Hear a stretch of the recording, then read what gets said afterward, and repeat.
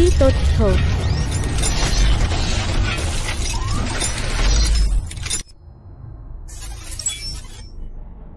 জয় জয় শ্রী রাধে বন্ধুরা, আবারও একবার এই পৃথিবীর সমস্ত ব্রাহ্মণ, সাধু, গুরু, বৈষ্ণব, সাধারণ, অসাধারণ এবং ছোট বড় সকল ভক্তবৃন্দের চরণে জানাই আমাদের আদি তথ্য চ্যানেলের পক্ষ থেকে কোটি কোটি প্রণাম। তো বন্ধুরা, আপনারা কেমন আছেন আমাদেরকে কমেন্টের মাধ্যমে জানাবেন। আশা করি আপনারা ভালো আছেন। তো আজকে আপনাদেরকে নিয়ে আমরা বেরিয়ে পড়েছি। দেখছেন পিছনে আমার ভাই দাঁড়িয়ে আছে মোটরসাইকেল নিয়ে। তো আজকে আমরা বেরিয়ে পড়েছি এক অসাধারণ দিব্য মন্দির দর্শন করানোর জন্য আপনাদেরকে। আর সেইটা হচ্ছে কোটাসুর নামক স্থান।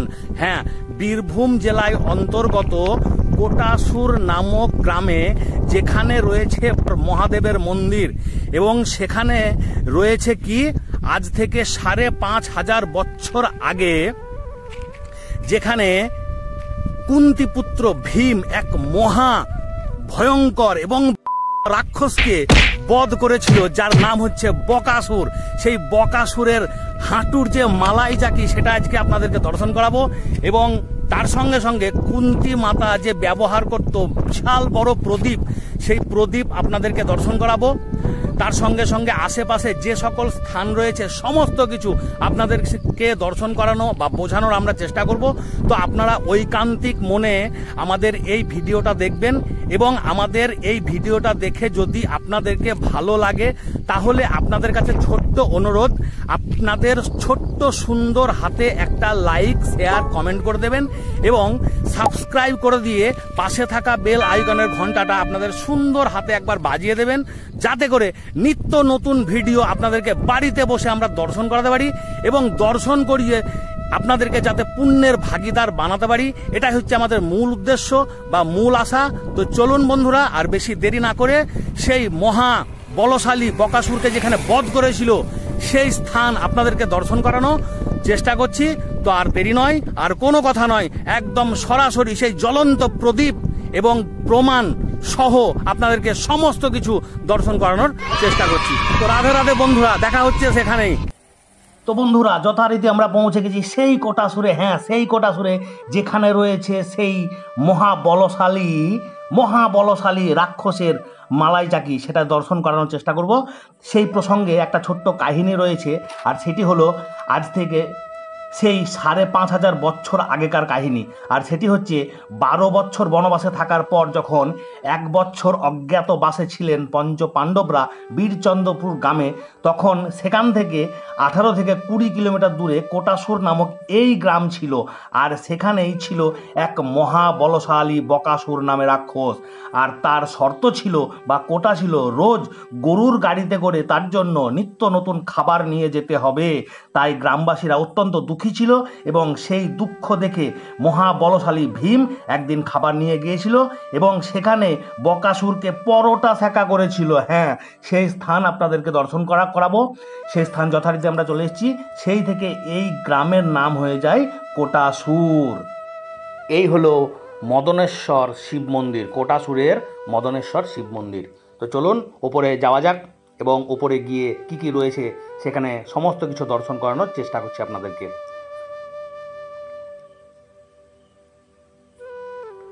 এই হচ্ছে মদনেশ্বর মন্দির। যথারীতি আমরা পৌঁছে গেলাম। দর্শন করুন বাবা মদনেশ্বরকে।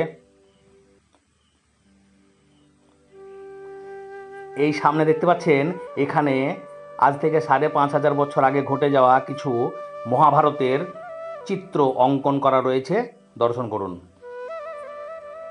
গান্ধারী মা ভগবান শ্রীকৃষ্ণকে অভিশাপ দিচ্ছে। তারপরে দেখতে পাচ্ছেন দুর্যোধনের সঙ্গে ভীমের প্রবল ভয়ঙ্কর যুদ্ধ চলছে। তার পাশে দেখতে পাচ্ছেন গঙ্গাপুত্র ভীষ্মকে জল খাওয়ানোর জন্য অর্জুন মাটিতে বাণ নিক্ষেপ করছে।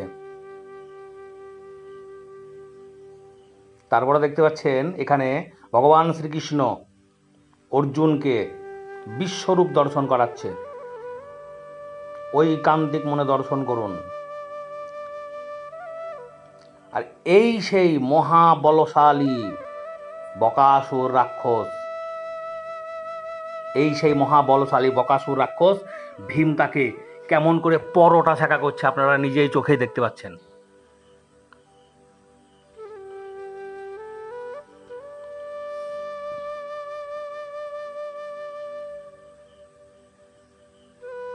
এটি হচ্ছে বকাসুরের গুহা, থাকার ঘর। এরপরে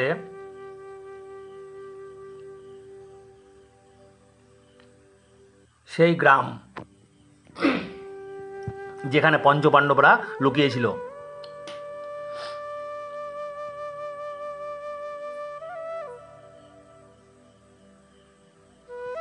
অদ্ভুত দর্শন। এরপরে চলে যাব আমরা সমস্ত কিছু দর্শন করানো। হ্যাঁ, এখানেই রয়েছে সেই বকাসুরের ভয়ঙ্কর মহা সুবিশাল মালাই চাকি। এখানে দেখতে পাচ্ছেন দ্রৌপদীর বস্ত্র হরণ।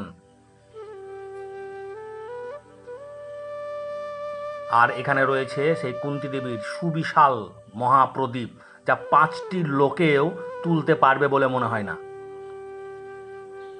এখানে দেখতে পাচ্ছেন পাশাকালার সুন্দর দৃশ্য।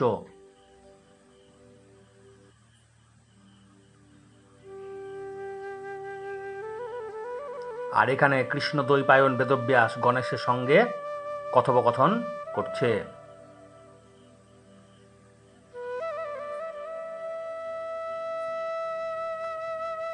এটা তো বলার কিছু নাই, এটা তো আপনারা দেখতেই পাচ্ছেন কি লেখা আছে, পড়ে নিন।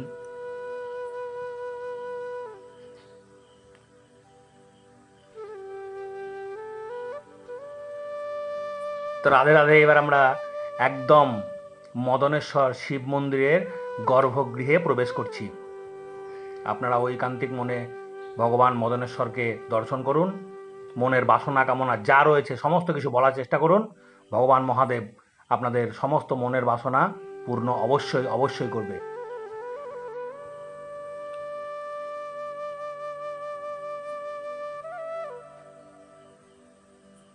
এই হচ্ছে বাবা ভোলানাথ,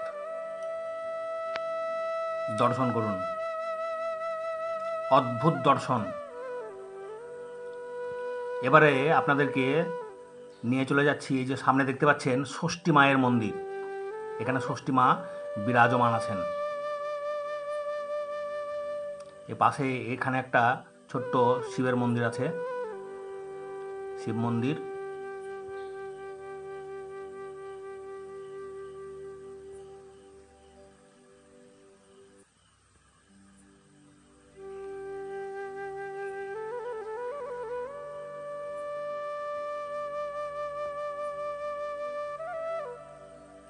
এর পাশেই দেখতে পাচ্ছেন বামাখ্যাপা। হ্যাঁ, তারাপীঠের সেই প্রসিদ্ধ সাধক বামাখ্যাপা, তার বিগ্রহ, সুন্দর বিগ্রহ তৈরি করা রয়েছে।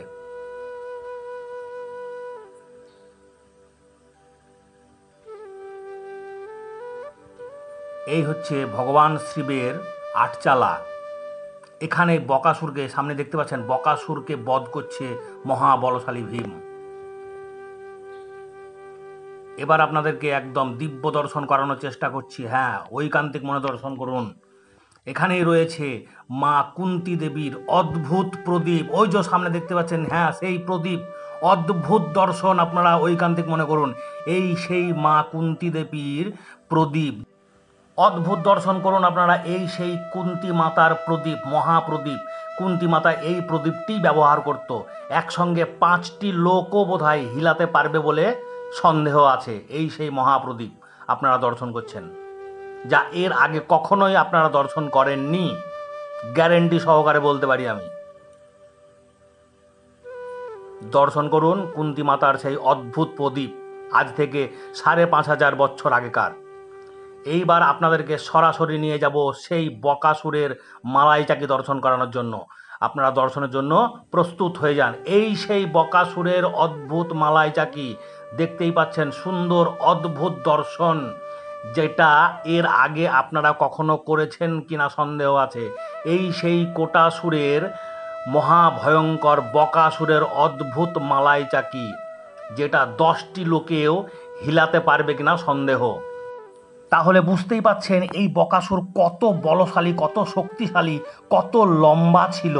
তো যাই হোক, আমরা যথাসাধ্য আপনাদেরকে দর্শন করানোর চেষ্টা করলাম এই বকাসুরের মালাই চাকি এবং মা কুন্তী দেবীর প্রদীপ। ভিডিওটা ভালো লাগলে আপনারা কমেন্টের মাধ্যমে অবশ্যই জানাবেন। আপনারা ভালো থাকুন, সুস্থ থাকুন, আনন্দে থাকুন, এই কামনা করি। রাধে রাধে।